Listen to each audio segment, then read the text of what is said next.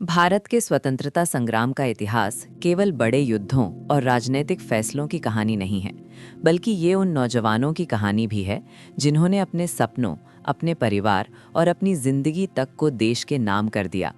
ऐसे ही एक महान क्रांतिकारी थे चंद्रशेखर आज़ाद। उनका नाम सुनते ही साहस, विद्रोह और आज़ादी की भावना मन में जाग उठती है। चंद्रशेखर आज़ाद उन युवाओं में से थे जिन्होंने अंग्रेजी हुकूमत को ये दिखा दिया कि भारत का युवा किसी भी कीमत पर गुलामी स्वीकार नहीं करेगा। उनका जीवन केवल संघर्ष की कहानी नहीं है, बल्कि ये उस अटूट विश्वास की कहानी है जो एक व्यक्ति को इतिहास में अमर बना देता है।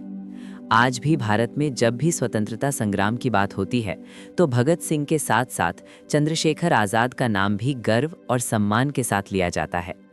चंद्रशेखर आज़ाद का जन्म 23 जुलाई 1906 को मध्य प्रदेश के अलीराजपुर जिले के भाबरा गांव में हुआ था।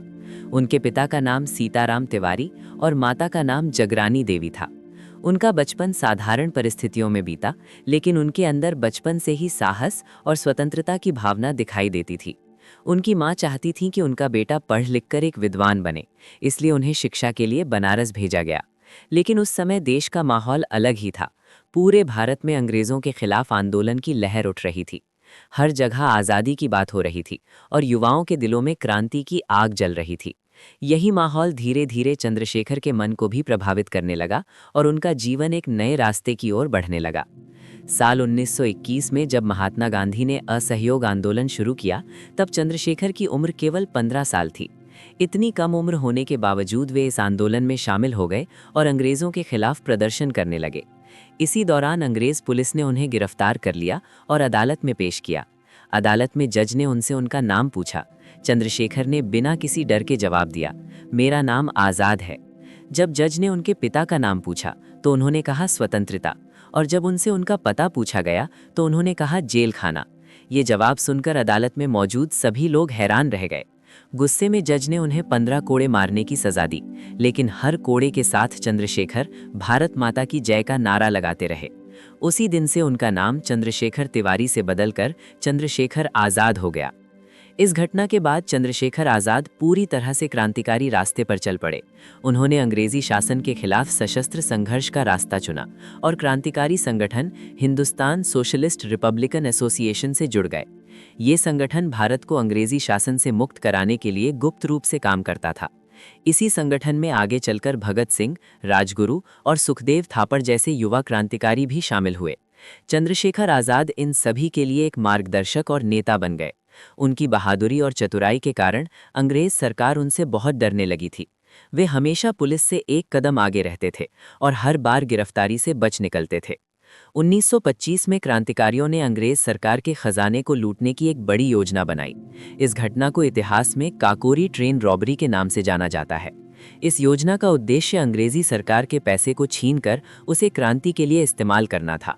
इस घटना ने पूरे भारत में सनसनी फैला दी और अंग्रेज सरकार हिल गई। इसके बाद कई क्रांतिकारियों को गिरफ्तार कर लिया गया और उन्हें कठोर सजा दी गई, लेकिन चंद्रशेखर आज़ाद अंग्रेजों की पकड़ से दूर रहने में सफल रहे। वे लगातार अपने साथियों को संगठित करते रहे और अंग्रेजी शासन के खिलाफ संघर्ष जारी रखा। 1928 में एक और घटना ने क्रांतिकारियों के दिलों में आग भर दी। लाहौर में अंग्रेज पुलिस की लाठीचार्ज के कारण प्रसिद्ध स्वतंत्रता सेनानी लाला लाजपत राय की मृत्यु हो गई। इस घटना ने पूरे देश को झकझोर दिया। चंद्रशेखर आज़ाद और उनके साथियों ने इस अन्याय का बदला लेने का फैसला किया। इसके बाद क्रांतिकारियों ने अंग्रेज अधिकारी जॉन सॉन्डर्स की हत्या कर दी। इस घटना ने अंग्रेज सरकार को और भी अधिक सतर्क कर दिया और उन्होंने क्रांतिकारियों को पकड़ने के लिए बड़ी कार्रवाई शुरू कर दी।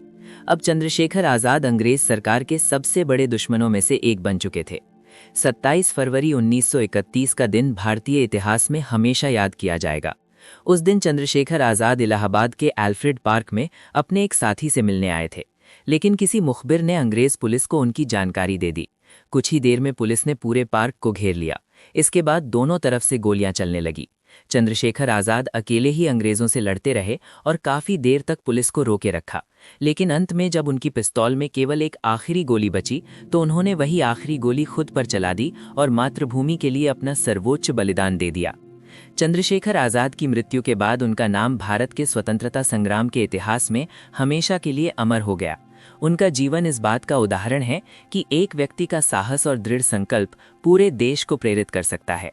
आज भी भारत के युवाओं के लिए चंद्रशेखर आज़ाद एक प्रेरणा है। उनका बलिदान हमें ये याद दिलाता है कि आज़ादी हमें यूं ही नहीं मिली, बल्कि इसके पीछे अनगिनत बलिदान और संघर्ष छिपे हुए हैं। शायद यही कारण है कि आज भी भारत के हर कोने में उनका नाम सम्मान और गर्व के साथ लिया जाता है।